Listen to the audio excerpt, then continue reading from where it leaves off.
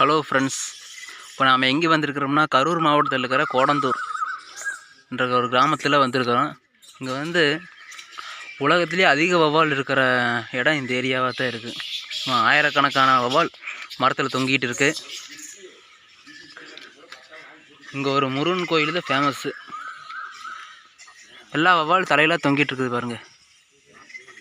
உங்களுக்கு கரெக்டாக தெளிவாக தெரியுதே இல்லையான்னு தெரியல, வேணா ஜூம் பண்ணி காமிக்கிறேன். சும்மா ஒரு 10-15 மரத்தில் தொங்கிட்டு இருக்குது வௌவால்.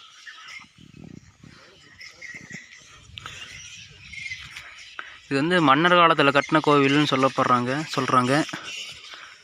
இது வந்து ஒரு 300-400 வருஷத்துக்கு முன்னாடி கட்டின கோவிலாமா.